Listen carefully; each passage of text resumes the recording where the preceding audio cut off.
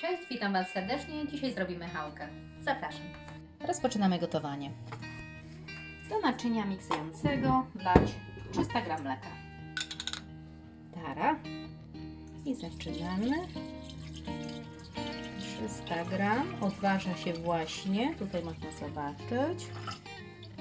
Następnie dodajemy 50 g masła miękkiego, pokrojonego w kawałki.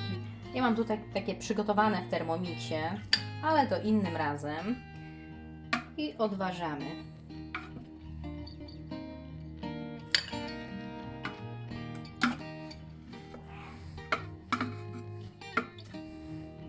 Kolejny krok, 20 g świeżych drożdży. Sprawdzę sobie najpierw, czy to będzie 20 g. Idealnie. Teraz mogę wrzucić i pokruszyć. Następny krok, 60 g cukru. My w domu używamy tylko ksylitolu, ale proszę pamiętać, że do pieczenia, gdzie używamy drożdży, nadaje się tylko zwykły cukier. Ustawiamy obroty na 2. Teraz biorę dużą miskę i muszę ją natłuścić masłem.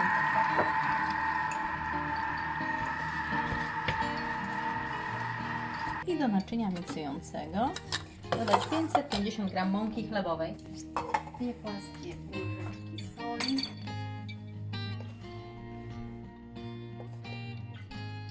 raz, dwa, założyć miarkę, ustawić pokrętło w pozycji start. Gotowe. Przez 3 minuty będzie wyrabiać ciasto. Skończyło się. Przełożyć do natłuszczonej miski. Teraz zaglądamy. Pomagamy sobie łopatką.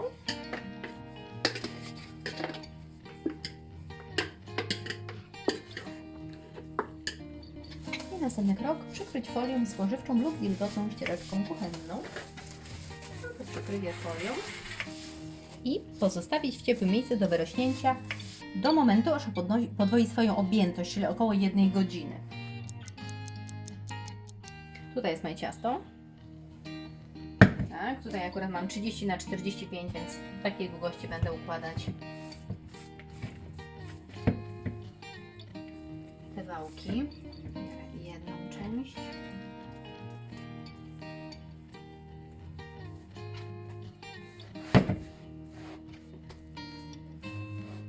Fajnie się formuje, ponieważ misa była wyłożona masłem, więc nic mi się tutaj nie klei.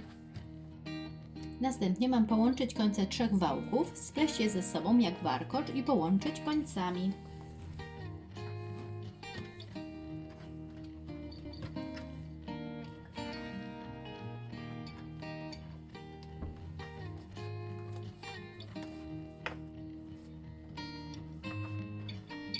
Proszę.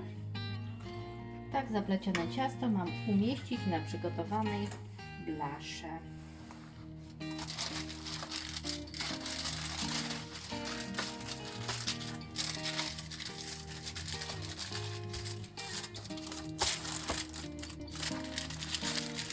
Gotowe. Pozostawiamy w ciepłym miejscu na pół godziny. Nagrzewamy piekarnik do 180 stopni. W innym naczyniu roztrzepać jajko. Wierzchołki posmarować roztrzepanym jajkiem za pomocą pędzelka i będziemy piec 25 do 30 minut. Tak wygląda chałeczka po 25 minutach. Wyciągamy do ostygnięcia. Dziękuję, że mogłam Was gościć u siebie w kuchni. Mam nadzieję, że sporządzicie taką chałeczkę u siebie w domu. Jest naprawdę przepyszna.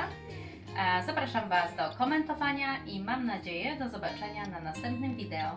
Zapraszam.